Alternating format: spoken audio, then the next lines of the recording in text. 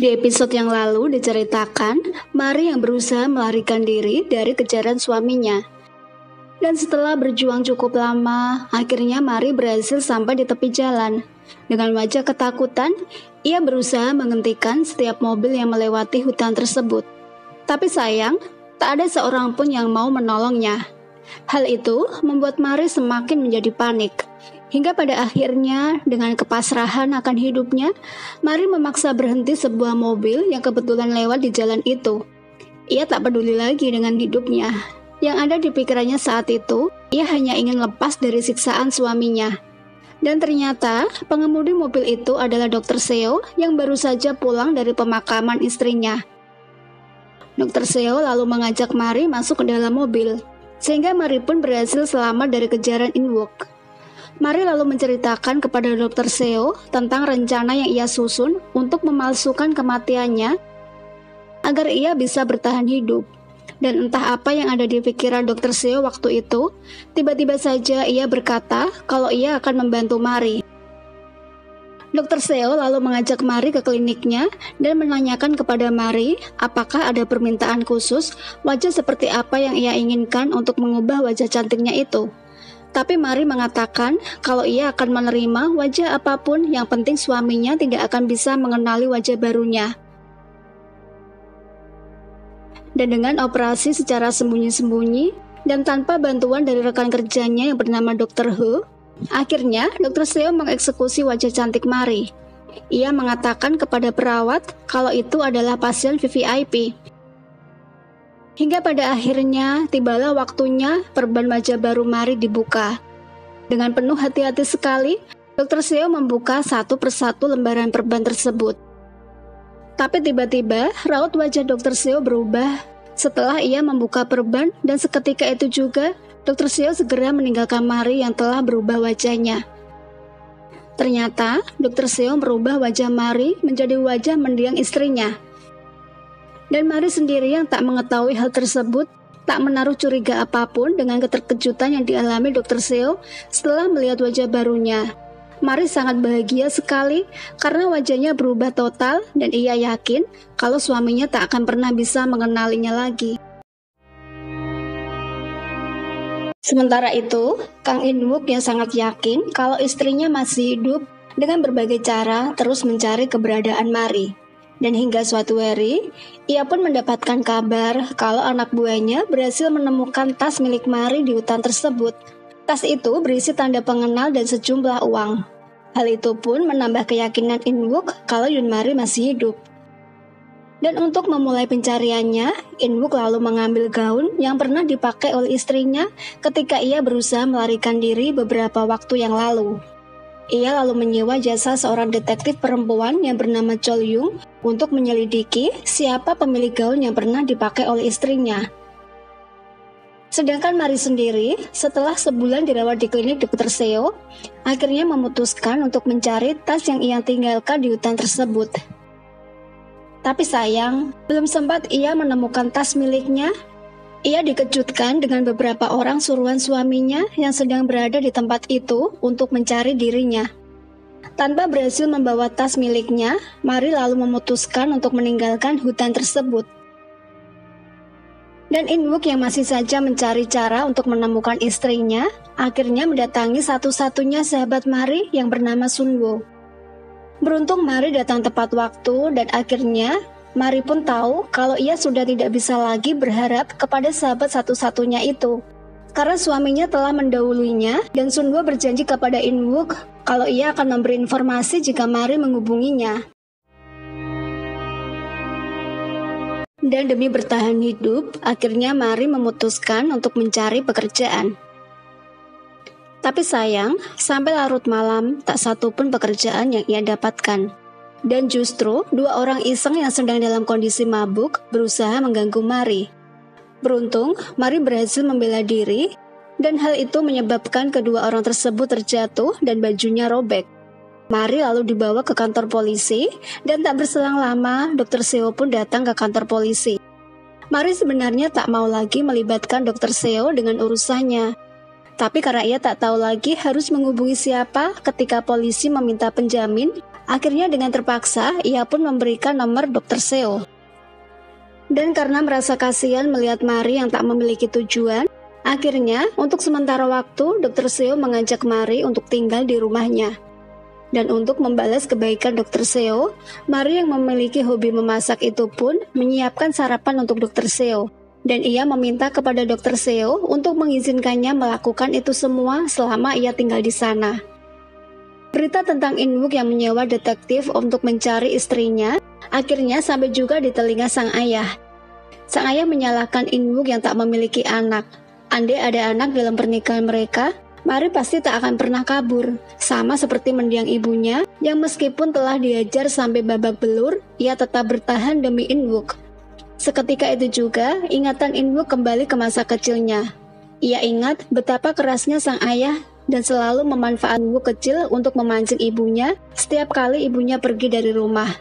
Ia juga selalu menyaksikan kekerasan yang dilakukan oleh sang ayah kepada ibunya.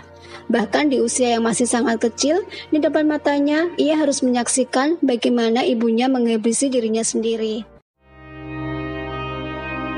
Hingga suatu hari, Nona Jo yang pergi mengunjungi Dr. Seo di rumahnya, dikejutkan dengan wajah Mari yang sama persis dengan sahabatnya Ha-kyung. Dr. Seo yang mengetahui hal itu, lalu mengajak Nona Jo untuk pergi dan menjelaskan semua. Tentu saja, Nona Jo kecewa dengan tindakan Dr. Seo. Ia pun mengatakan kalau Dr. Seo bisa saja kehilangan izin praktek sebagai seorang dokter bedah plastik kalau sampai ada orang tahu tentang tindakannya itu. Sedangkan Mari sendiri yang tak sengaja mendengar kata-kata yang diucapkan oleh Nona Jo tentang Ha-kyung, lalu teringat akan kata-kata Dr. Jo yang mengatakan kalau istrinya sudah meninggal. Mari mulai curiga dengan wajah yang ia miliki, jangan-jangan wajah istrinya Dr. Seo. Dan benar saja, setelah diam-diam Mari masuk ke gudang rumah milik Dr. Seo, Mari pun menemukan jawaban dari semua pertanyaan yang ada di kepalanya. Wajah yang sekarang ia miliki adalah wajah mendiang Ha-kyung, istri Dr. Seo. Mari mulai merasa bersalah, tapi ia tak mau menyalahkan Dr. Seo karena ia telah baik kepadanya dan menyelamatkan hidupnya. Tapi kalau Mari masih saja terus berada di sana, itu akan semakin menyakiti perasaan Dr. Seo. Karena tiap hari harus mengingat-ingat kembali mendiang istrinya. Akhirnya Mari membuat keputusan untuk pergi dari rumah Dr. Seo. Apalagi setelah Nona Jo diam-diam menemui dirinya dan menceritakan semua tentang siapa Ha-kyung. Nona Jo mengatakan kalau Dr. Seo melakukan kesalahan tersebut karena ia stres berat di malam setelah pemakaman istrinya. Jadi, apa yang Dr. Seo lakukan bukan berarti ia ingin menggantikan posisi Ha-kyung dengan Mari. Karena Nona Jo tahu kalau Dr. Seo sangat mencintai istrinya. Tak hanya itu, Nona Jo juga meminta kepada Mari untuk segera meninggalkan rumah Dr. Seo. Sementara itu, pencarian siapa pemilik gaun yang pernah dipakai oleh Yun Mari akhirnya mulai menemukan titik terang. Lewat pemilik toko, In-wook mendapatkan informasi kalau gaun tersebut adalah gaun yang mahal dan limited edition. Hanya 30 orang yang berhasil memiliki gaun indah itu. Dan setelah berhari-hari mencari ke-30 orang tersebut, akhirnya tinggal menyisakan 2 orang, yaitu Nona Juhera dan Ha-kyung. In-wook dan Chul-young lalu menemui Juhera. Dan karena Juhera berhasil menunjukkan gaun tersebut, berarti tinggal 1 orang yang belum mereka temui, dan mereka yakin kalau Ha-kyung lah pemilik gaun itu. Dan tepat di acara makan malam acara perpisahan antara Dr. Seo dengan Mari, In-wook dan Chul-young datang ke rumah Dr. Seo. Tanpa bicara banyak, In-wook lalu menerobos masuk ke rumah Dr. Seo dan menuju kamar Dr. Seo. Dan In-wook tetap tak mengindahkan larangan Dr. Seo. Ia justru menerobos masuk ke kamar pribadi sang dokter. Mari yang menyadari kedatangan suaminya lalu masuk ke kamar Dr. Seo dan bersembunyi di dalam kamar mandi. Tapi Dr. Seo sudah kehilangan kesabaran ketika In-wook berusaha masuk ke dalam kamar mandinya. Dengan tegas, Dr. Seo mengatakan kalau istrinya sedang mandi. In-wook lalu mengatakan maksud kedatangannya untuk mencari gaun yang pernah dipakai oleh istrinya. Dengan percaya diri, Dr. Seo lalu menunjukkan gaun yang dimaksud oleh In-wook. Ternyata itu semua berkat bantuan Nona Jo. Ia yang sadar kalau Dr. Seo sedang berada dalam masalah besar, seketika langsung menghubungi Dr. Seo ketika In-wook datang ke rumahnya. Dan di saat Inuk dalam perjalanan ke rumah Dr. Seo, Nona Jo lalu menyewa jasa antar barang kilat untuk mengantar gaun miliknya ke rumah Dr. Seo. Dan beruntung gaun itu datang tepat waktu, sehingga Dr. Seo berhasil selamat dari kekejaman Inuk. Tapi bukan Inuk namanya kalau sampai tidak menemukan apa yang ia cari. Tak berselang lama, ia pun kembali ke rumah Dr. Seo karena masih penasaran dengan wajah istri Dr. Seo. Di saat itulah, Yun Mari keluar dan berpura-pura menjadi Hakyung. Akting Yun Mari yang percaya diri dan tak merasa takut itu pun akhirnya membuat Inuk meninggalkan rumah Dr. Seo. Dan setelah berhasil mengatasi rasa takutnya, akhirnya tiba waktunya Mari untuk meninggalkan rumah Dr. Seo. Sebenarnya Mari sendiri sudah merasa nyaman tinggal di sana. Tapi karena ia tak mau menyakiti perasaan Dr. Seo dengan kehadirannya di sana, oleh karena itu ia pun mengambil keputusan tersebut. Ia juga semakin merasa berutang budi ketika Dr. Seo memberikan hadiah ponsel kepadanya yang di dalamnya tersimpan nomor darurat Dr. Seo.